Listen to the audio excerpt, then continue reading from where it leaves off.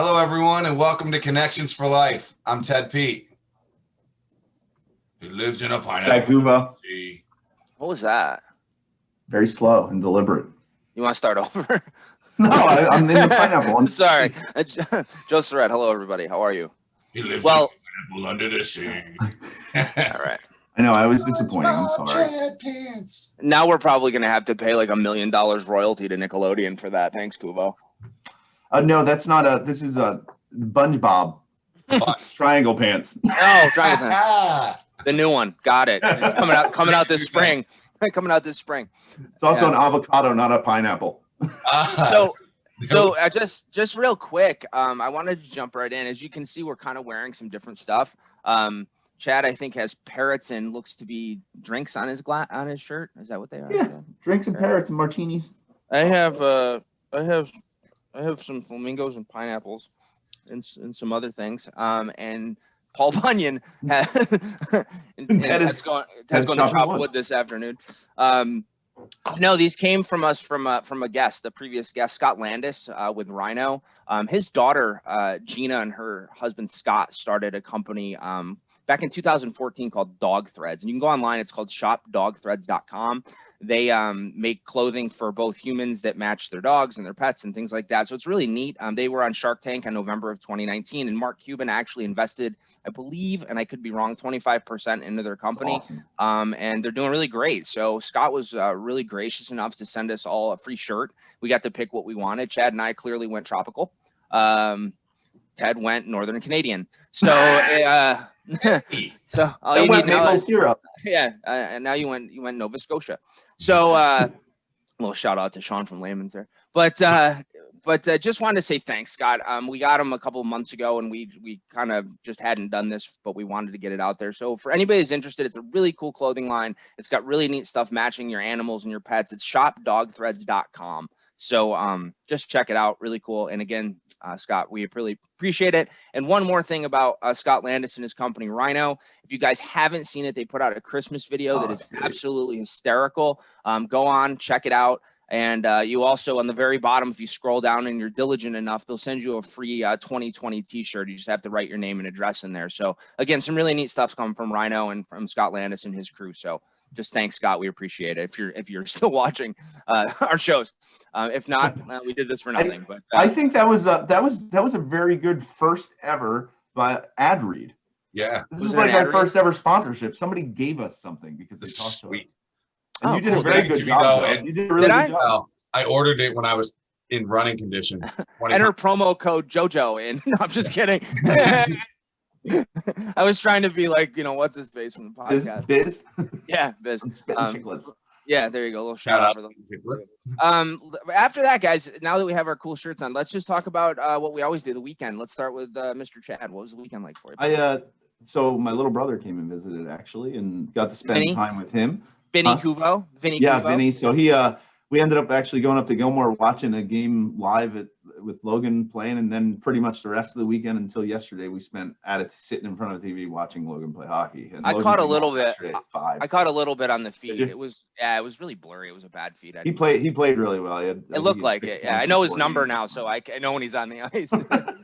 Yeah. What about you, Tedrick? I did not a whole lot, honestly. Still trying to get us unshoveled. Honestly, I took kids around. We got like 22 inches here at my house, and no kidding. We got like 22 inches, and I only got like 6. Yeah, my driveway is like the size of a 3/4 basketball court, wide and long. Listen, Teddy, you move into the big house with a big driveway. You got to get a plow guy, man. Well, I asked one for Christmas. No, I asked for a snowplow for Christmas because I got a 14-year-old whose birthday was yesterday. Are you gonna make him push the plow? It's weird. Like a horse. No. like we're going old school farming techniques around here. Yeah, well, that's cool. Maybe you'll get a snowblower for Christmas. If not, you can. Well, that's what I asked for. I asked for a snowblower for Christmas, and you're not getting one then. That's no, sorry. You're getting $100 Lowe's gift card. And then and then yesterday we celebrated Nicholas, my son's 14th birthday. It is insane to realize I have a 14-year-old. Happy birthday, Saint Nick. Saint Nick. Yeah. And wow, he's close to Christmas. He does he get slighted every year, or is he? No, not yet. No, he's getting there. He's getting there where I'm going to slight him. You know. You mispronounce slapped. I do that all the time anyway. No, honestly, leave that out. We gave him a present early this year that he really wanted. So like, I'm a big sports memorabilia stuff with jerseys and all that. And he's a big Derrick Rose fan. Like, that's his favorite player. So I was able to get a Derrick Rose jersey. Oh, you told us that. That's right. For him and all that stuff. And that was his birthday present. And then my wife's like, honey, we shouldn't have given it to him early. And I'm like, well, he knew about it. You know, like, hey, we got this, but you can't have it until you can't have it to look at. It's not like you can even do anything with it. Yeah. So we gave it to him, and then my wife's like, well, we still have to get him something, you know. So he's a basketball player, so she actually got him this really cool, like, logoed basketball that says "To my son," and yada, cool. yada. And that was from mom, though. The only option was to and now he gets nothing for Christmas. Yeah, and then I got him a pair of Crocs that he wears in and out of the gym instead of his basketball shoes that he really wanted. So that's awesome. Yeah, good stuff. Good. Joe, what'd you do? I you have the kids? On and off. I had we were finished quarantine Saturday, so we were actually able. Oh, that's right. You were still on that part. Yeah, we were just up past that. So I don't know, just did some Christmas shopping with the girls, went out and just kind of did some errands that I haven't been able to do in the last 14 days really. And, you know, cleaned, I shoveled, clearly not as much as Ted, but I mean, we got some snow too. So, no, it was just a pretty good weekend. It was kind of chill and relaxed. The stores are crazy. I feel like everybody forgot what Christmas was like. You know, we're supposed to social distance and wear masks, and there's a billion people in the stores. It was like, I'm out of here. So got in and out, did what I needed to do, but you know, on to bigger and better things. Let's talk about who we have this week, huh? Yeah. So this week we have a really great guest who helped the show. How many I thought your CD skipped? 7. 7. Really. The dog wants to get out now, but he's in. He's in. He's in. I hope he poops on the floor on camera. That would be the crowning achievement of Connections for Life. Back to our guest, though, Phil Wiegers, the founder and CEO of EGW Utilities, located in Carrollton, Texas, basically, is our guest today. I don't want to give out many more details because we did a really in-depth interview with Phil, and he shared so much of his journey and all of the highs and lows that he experienced in becoming an innovator and becoming, you know, a what's the word I'm looking for here? Entrepreneur in the industry. So I was going to say president. So you picked a better word. Anyways. I thought it was interesting that he comes from a long line of entrepreneurs too, which you find out in the interview. I just think that was pretty neat. I think that's one of the cool things about this show is that we've known these people for a long time, some of us for a long time. And like, I didn't know anything about Phil's background. So it's kind of neat to hear that stuff. So, well, we can talk about it forever, but why don't we get Mr. Phil on the show and let him tell us. All right. So without further ado, Phil Wiegers, EGW. Hello, Phil, and welcome to Connections for Life. Hey, Ted, how are you doing? Another day, another dollar. What's up, Phil? Good to see you. Hey, Phil. Hey, guys. Good to see y'all. You too. Thank you. So without getting into too many formalities, we'll do a little introduction of you in our intro call, but I think we'll just pop right into it. Let's talk about how you got your start, Phil. How did you end up in the natural gas industry? Well, it wasn't intentional. None of us are. I was wanting to get a sales job back in 1988, and I grew up in Decatur, Illinois. The guy that I worked for told me I couldn't sell, and if I wanted to do that, I better go somewhere else. So I took him up on that, and I went to Mueller Company and became a CSR there in '88, and they moved me down to Texas in '89, and that was in the fire protection division that Mueller had. And after I got married in December, about 2 months later, I got that phone call you don't ever want to get, like, meet me at the airport Holiday Inn. And so I did. I lost my. I wouldn't have went. I'd still work there. Sorry. Well, I won't fall for that again. Trust me. So I went in there, and the guy says, "Well, the bad news is you're going to be, the whole division's going to be let go in fire protection. We got bought by Tyco, which is a big fire protection company." But the good news is that you got an interview after this for the gas division. And I said, okay, I'll take it. He said, you the interview or the job? I said, no, I can't go home without a job today. So I just got married. My wife will kill me. Yeah, that's how I got into it. That's awesome. I love to hear everybody's stories. I mean, we all have different ones of getting into the industry, which is funny. So you were at Mueller. So I guess, like, when did you decide to start EGW? And why don't you just tell us a little bit about the beginning and how it was then?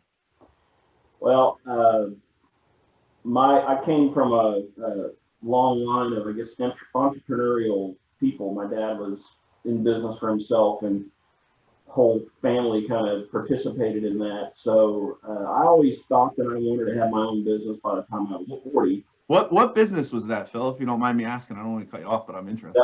That my dad had? Yeah. Yeah.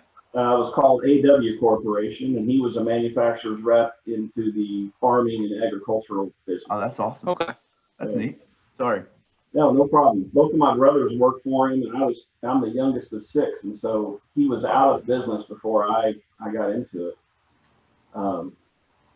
But anyway, the idea for EGW came about, kind of thinking about that. I'm getting close to 40, and it's time for me to do something. And then the company that I worked for at the time had some financial issues. They were headed into bankruptcy eventually, and so I put this plan together to start the rep firm.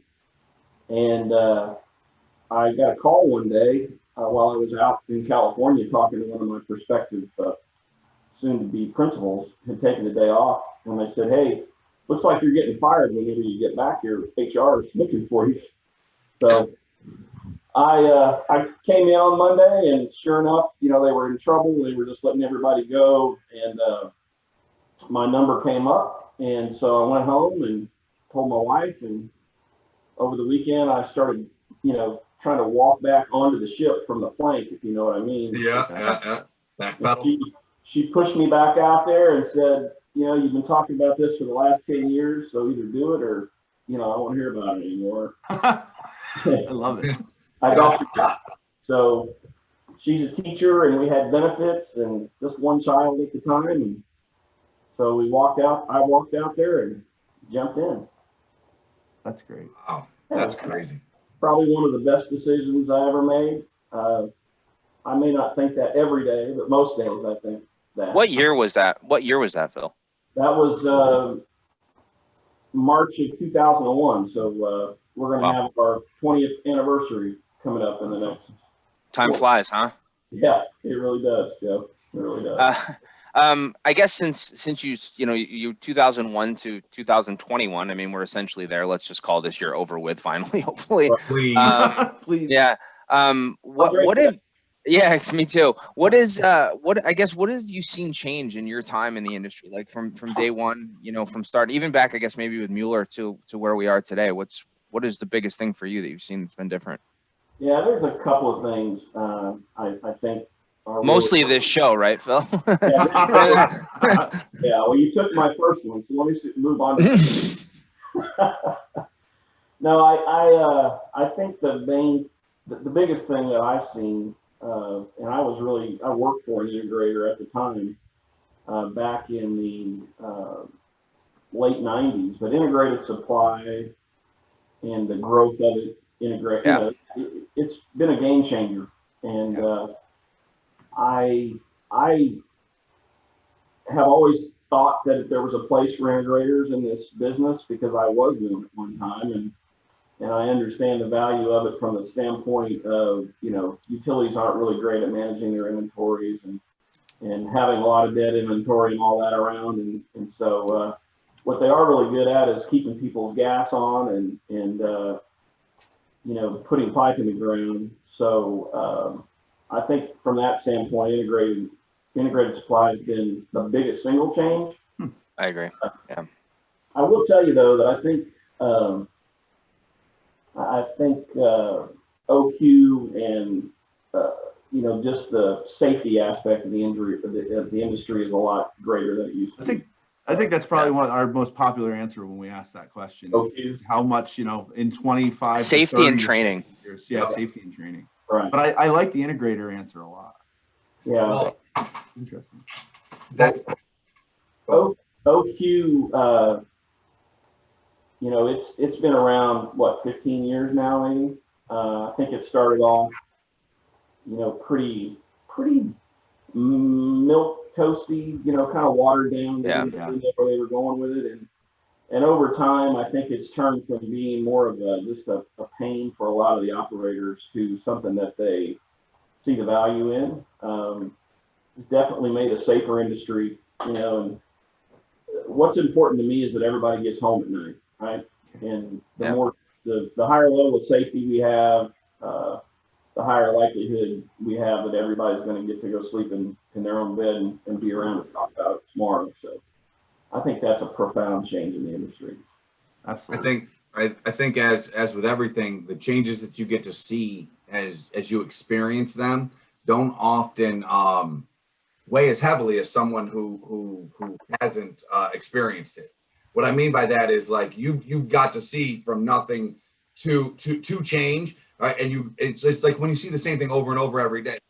Weight loss when you live with someone, you know what I mean? Because you see them every day. But when someone hasn't seen them in a long time, it's like, whoa, what a drastic change. Small changes, the little day, the little 0.001% change of something, even like that.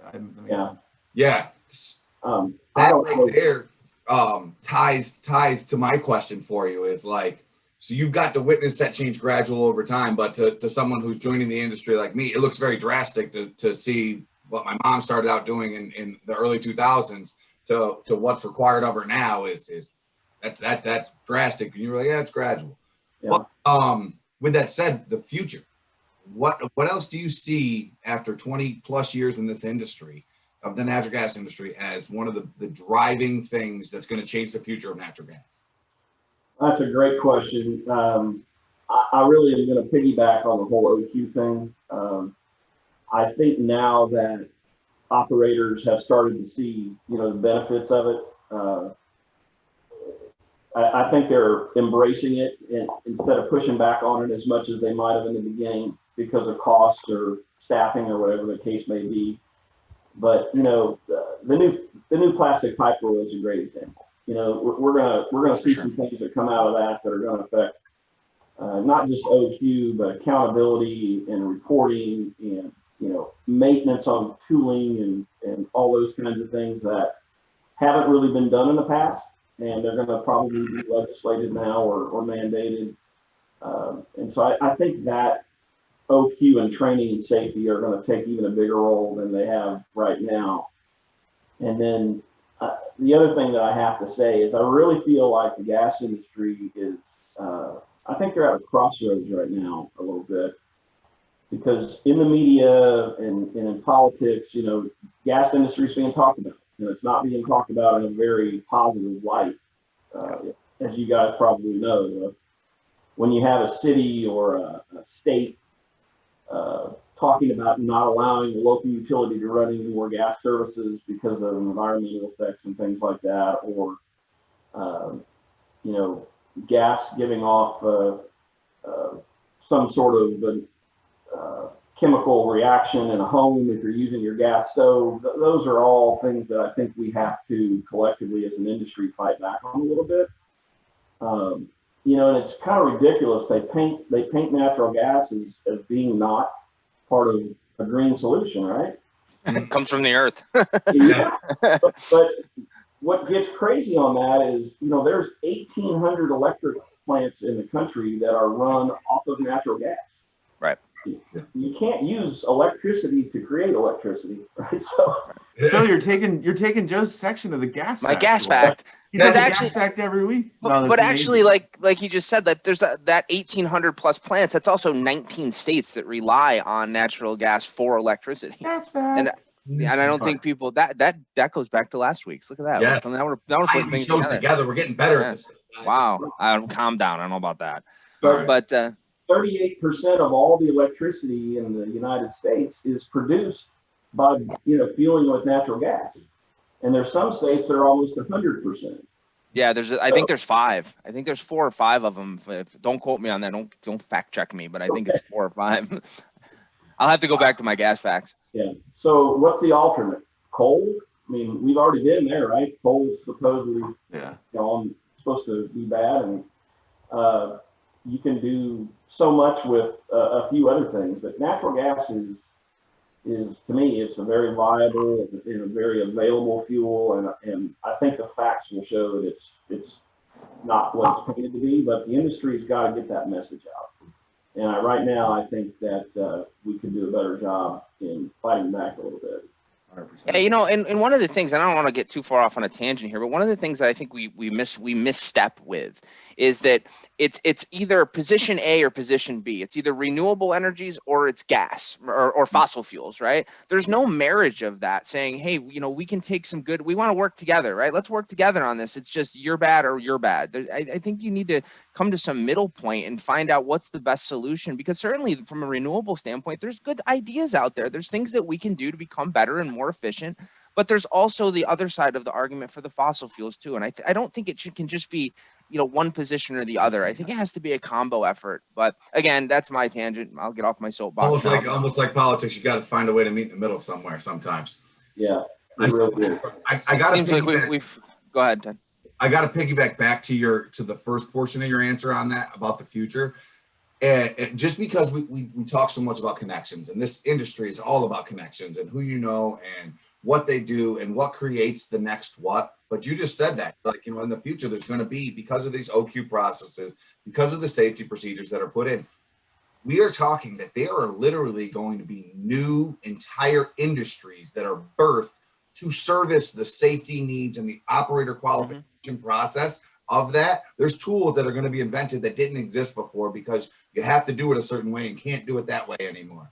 That's going to create more jobs, more revenue, more everything for our society and for the industry. And I just think that is something that I never really thought of until you answered the question. That's a good question. Oh, that's phenomenal. Yeah. You know, and that's good for our businesses, right? Yes. Because what you guys do at UPSCO and what we do at EGW is, you know, we bring new technologies, new tools and so forth to the industry and do that pioneering work. And, you know, so that's good for us as well. And there'll be a lot of those opportunities as a result of what we're talking about.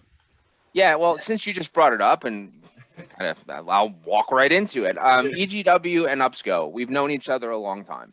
And you and Dan have known each other a very long time. Can you just, I guess, tell us where that came from, how that started, what do we call each other, like not sister company, but like you know what I mean? We work together in a lot of different ways. Let's just talk about that a little bit. I can't tell you everything, Joe, but I'll tell you everything. No, we'll do on film. We'll do an R-rated version later. This is just this is PG-13. All right. So the backstory on that is really important. When I left Mueller Company, I went to work for A.Y. McDonald, and they transferred me. And my wife and I moved to Delaware, and I was coming in as the regional manager for A.Y. McDonald, and then there was this guy. You guys might know him. His name's Dan Pajak. Heard of him? No. And he was the outgoing A.Y. McDonald territory manager, and I was the incoming manager. Oh, so I never knew that. Never knew that. So Dan and his wife lived in Doylestown, Bucks County, and we lived down in Delaware. And so they were kind enough to kind of, you know, introduce us around and make us feel comfortable. And Dan thing to do. Yeah. Exactly. We started, you know, a friendship, and then Dan was headed to UPSCO to work with Jim Newhart, Jim Beasley. So I had Dan there, and then they were actually my biggest customer. UPSCO was the biggest customer I had. And, you know, I really became ingrained with that group, you know, going to Christie's on the lake and staying at Iron. Still there. Yeah. It's just got a different name. Okay. I had like 5. Yeah. I had a lot of great times in that place. I remember some of those. But I really got ingrained with that group, and they took me in, and I thought it was interesting. Last week when Danny was doing one of his intros for your expo, I was at that expo. Oh, no kidding. One of the traveling circus that traveled all over the Northeast together. At the LaGuardia Holiday Inn. Yep, that's right. That's right. Funny. I think we did about 4 or 5 stops that week, if I'm not mistaken. And we worked hard and we played hard, and it was really a great time. So anyway, I digress there a little bit. As I left the company, I came back to St. Louis first, and then I moved back to Texas. But always stayed in touch with that group just through friendships. Knew Andy as well because he was with Trenton at the time and did the road show with us, and we got in some trouble together a few times. That doesn't sound like Andy. No. Yeah, he went against his will. We forced yeah, I'm sure. Twisted his arm, huh? Right. So since then, Dan and Andy ended up owning Upsco. I started my business, and I think Dan and I both feel that it's good that we collaborate on things. And so what we do now is we have our territory, you guys have your territory. We really don't compete, and if we get into a situation where we might bump into one another, we can always work that out. It really boils down to what's best for the customer. Absolutely. Sometimes it's Upsco and sometimes it's EGW. We just we work through that. But I think most importantly, I don't know if you guys even realize quite how far this goes, but we have a lot of the same product lines. So we've got Smith Blair, MBW, Minnick, Footage, Clock Spring NRI, King, Ionics, Melford, Borzell. Just to name a few. That's right. And we're working on a few more right now, as you guys might know. But the way that works typically is a manufacturer, they want to get in the gas industry. And depending on where they look or who they ask, they're either going to go talk to Dan or they're going to come and talk to me. And through the course of that conversation, as we vet those people and find out if they, they're the type of character companies that we want to work with and so forth, because I think our values are pretty closely aligned. We typically will say, hey, if you're looking for somebody in the Northeast, we would recommend Upsco. And I think, EGW is kind of the go-to for the South Central U.S. And absolutely. As we do that, we've really, we've gotten to partner with some of the, the premier manufacturers in the industry. It's been good for both companies, I think. Agreed. I think you put it together. I mean, summed it up well. I mean, we always have those, there's overlapping territories, right? But we've never had that like situation. It's always been, like you alluded to, what's best for the company, or excuse me, customer. And I think it's always been a really seamless. In my 10 years, I've never once seen it be like an issue or a concern. The mutual respect that you guys have for one another and the businesses themselves, I think, is very, very apparent. I mean, that mutual respect's how we actually met the first time, Phil. I mean, right? Danny says, hey, Phil reached out to me about a thing. You want to talk to him about it? Sure, no problem. That's just that would, and to be somebody who's the newest in here and the youngest in the industry, we'll say, as far as time in it, to see that kind of relationship, not just between you and Dan, but if you look at, say, the Supplers Guild, we talked about that earlier. Right. I think that just we're same or different entities in the same industry doing the same kind of things that coexist. There's enough pieces of the pie in there for everyone to get a slice, and it's all about the betterment in everybody's eyes. So yeah, great. Yeah, I remember a few years ago when I was getting ready to go to work for the integrated supplier that I did. They were in the electrical business, and they kind of got thrust into the gas business because one of their electric utilities bought the gas company. That'll do it. Yeah. So they asked me to come in and give them a presentation about what they would have to do to get in the gas business. And I think the thing that took them back the most is I kept calling it fraternal. In other words, it's a relatively small industry. It's kind of like a fraternity. Once you're in it, it's really hard to get out, and it's really, I would say, some of my closest friends and best business associates, are definitely because of my involvement in the gas industry. Same. Yeah. Totally. I met my best friend. Yeah. I work with him every day. It's absolutely wild. I guess Phil normally say, like, on our show we don't give many free ads, but no free plugs. no free ads. But since you decided to join us, I get the fun last question of the one that lets you plug a little bit about what you guys do and how you do it. So I kind of want to know what makes EGW unique in the market in South Central U.S. What's a little bit different than what you guys do? What do you do? Okay. Well, I think the basic difference is, we're a sales organization. I think that's how people look at what, both of our companies do. But we don't want to be perceived as salespeople. Right. That oftentimes carries a negative connotation. We really just try to solve people's problems, and we have faith in that system that if you provide a solution to somebody, that's either going to pay off for you now or sometime in the future, because you provided the solution that you have. So our approach is more solution based than it is any sort of high pressure sales tactics or anything Absolutely. like that. And I think that the other thing is, this is my career. It's your guys' career. I've been doing this longer than I've done anything else. And so, same.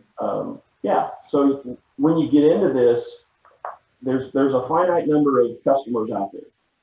Right. Right. New gas utilities aren't started very often. they don't pop up from here and there.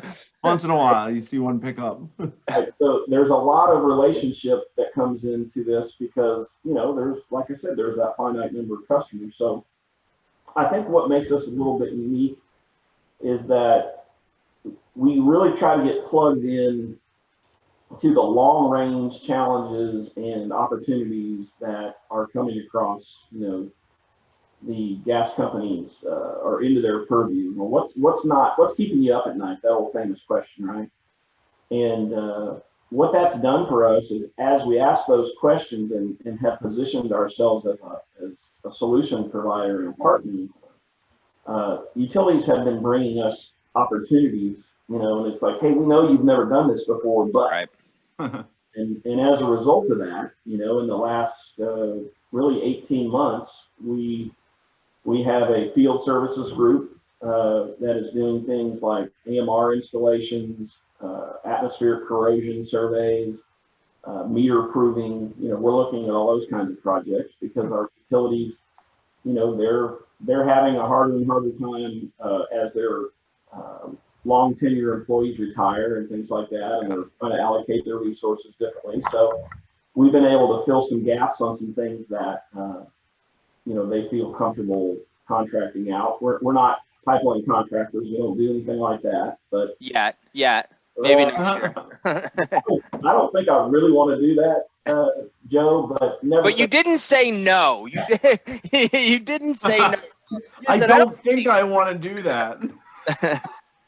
And another thing that's kind of cool is we've developed some models that we run through. If somebody brings us an opportunity, we'll model it out and we'll sit down with them and most of the time we've come up with a viable solution for us to do the work.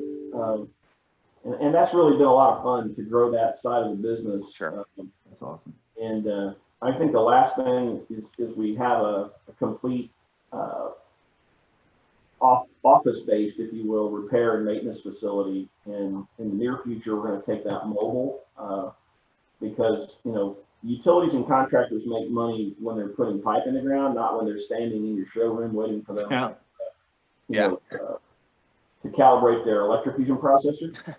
So our concept is to go to them, and then we also have this really great training center at our place where we have a group of 10 guys that go out and do compliance work.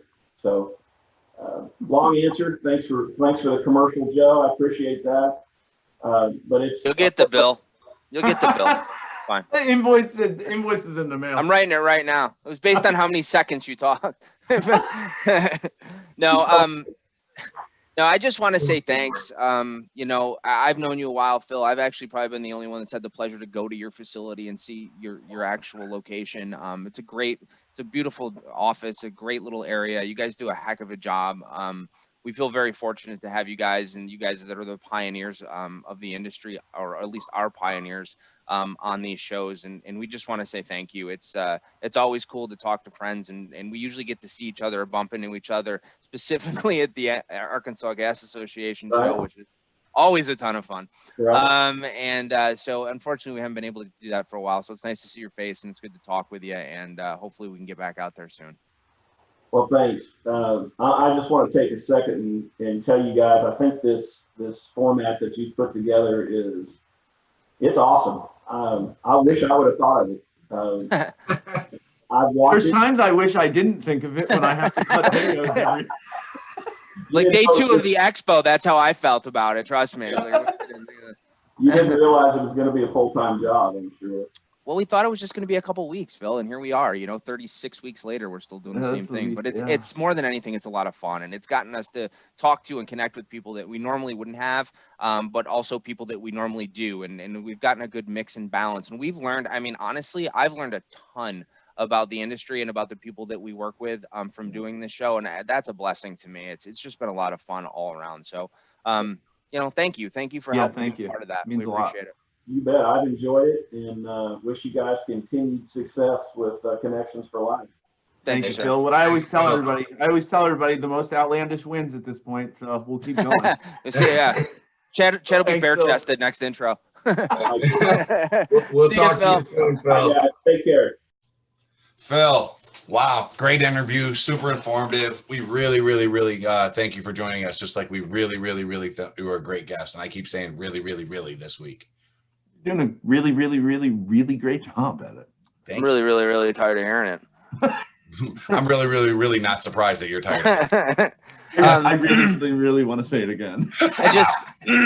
But in all seriousness, you schlubs. Phil, thank you. I know we had some hiccups there getting you on this show. You had some things that were going on, and it took us a few extra, like a month extra, but it was awesome. And again, great information. I love to hear about your company. I know I've known EGW for 10 years, and I didn't know half the things that I just learned. So thank you for everything. Thank you for being such a good counterpart to UPSCO and working with us on so many different things and projects. And I have to say probably thank you for bringing some of the manufacturers and distributors that we represent to us, as we've obviously done with you. So thanks for everything. And hopefully we get back out there and see you really soon. We thought it would be sooner than this, but here we are. So 36, 11 weeks. Is this how long, guys? 36? A while. Something like that. So cool. But thank you, Phil. Anybody else? Thank you, Phil. Yeah, I mean, I concur. I love to hear the stories, the backgrounds, how the company came to be, and you can't really do that without having that interview. So it's really good. Enjoyed it. Cool. So favorite. Everybody knows what time it is now. I'm surprised you haven't worked up a background for that yet, to be honest with you. Oh, now you're gonna give me something. I got it to do. Darn it. All right, so this one's like I said earlier to you guys. This one's a little bit interactive. So I just had I thought this was neat. I just want to ask you guys what you think the top, let's say 3 top natural gas producing countries are. Oh, that's a good question. Go first, Chad. Just give me a second. I just want to process my thoughts for a minute. One of them is us now, for sure. Just because we've produced a ton of natural gas in the last. The U.S. is number 1. That's correct. Yeah, I knew they had to be. Russia. Russia's number 2. Is it really? I didn't think they exported that much. No one will guess number. No one will guess. Venezuela. No. Australia. No. Australia. I'm guessing. Chad. Clearly. China? No, it's Iran. Believe it or not. Iran. I was going Saudi Arabia next, but. And then number 4, you guys. I said 3, but let's go with 4. I wrote 4 down. Colombia. No, I'll give you a hint. They're north of us. Canada. Oh man, Greenland. Yeah, Greenland. No, it's Canada. Canada's number 4. I got my shirt. It's like my shirt. I mean, you got to. I guess you have to think about the places that are doing the most like horizontal directional drilling now. If you think about it, that's where most of the natural gas is coming from now. There's a part 2. Ooh. Fancy. What is the highest natural gas producing states? Top 4. Pennsylvania. Ohio. West Virginia. Pennsylvania's 2. Ohio is 5. I'm sorry, I said top 4. North Dakota. Yep. Nope. It's only liquids. It's all liquids in North Dakota. You guys Dakota. haven't gotten number 1. Texas is number one. Yeah. It's it goes Texas, Pennsylvania, Louisiana, Oklahoma, Ohio. But the interesting fact is Texas is 23.9%, Pennsylvania is 20%, Louisiana is 9.3%, Oklahoma 8.5%, and Ohio 7.7%. So the 1 and 2 far out. Do you know what's amazing though? If you look back 8 to 10 years ago, Pennsylvania was probably produced nothing, pretty much almost nothing. I mean, it's probably more than that now. It's like 50, I'd say it's 15 years now, probably. But even when they had those vertical wells before that, they were just pulling straight oil. It never really pulled gas. Yeah. Just a little shout out that came from the U.S. Energy Information Administration, so that's legit. I didn't find that on some like. Oh, I thought you made it all up. I 100% was betting that you just made this up. No, I didn't. I actually did a little background stuff. Gas maybe fact again. I wanted to make it. Yeah, maybe fact. I just wanted to make it a little interactive. So no, that was cool. I like that one.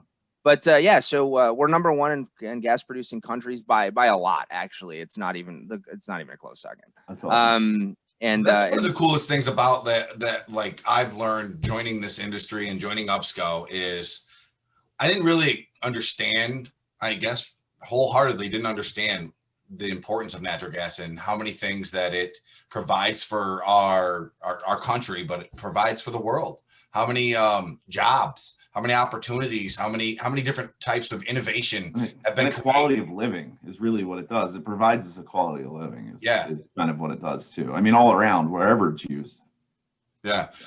I was talking with my wife the other day about some kind of renewable energy, and I got to use a gas fact that Joe had put out there that gas fact that it was probably produced due to natural gas. So yeah, gas maybes. Gas maybe. Gas possibilities. Well, all right, guys. Nobody's watching this anymore. Dead horse. No, so just let the audience know that next week we're not going to have a guest on because of the holiday season and whatnot, but we will do a Christmas time storytelling session. Yeah. We tried to get Santa Claus, but he was busy. So yeah, Chris Kringle. Maybe next year. Actually, we don't rank yet for Santa. Well, he's not allowed in the house. He would have to Skype in from the rooftop like Rhino. Yeah, we should have done that. Contactless delivery, please. We should have done that. We should have got Chris on in a Santa suit to do it. Yes. Maybe next year. Let's make a call. Too late. We already talked about it. All right, boys. Let's let everybody go enjoy their way. Hey, thank you guys for joining us. Remember, click Merry Christmas. Subscribe, share. Merry Christmas. You're not going to see us before Christmas. You'll see us between the two. Merry Christmas. I've done my way twice. I just wanted to, in regards to the Merry Christmas, it's been a weird year. Everybody's kind of been doing different stuff. Our holidays are going to be different. Our families, our gatherings are going to be different. Take time to appreciate, be grateful for what we have. A lot of people don't have nearly the stuff that most of us do. And just take the time to really appreciate it because this is a different year and it's a little strange for most people. So enjoy the moments, everybody. Absolutely. All right, guys. Doodles, guys. See you next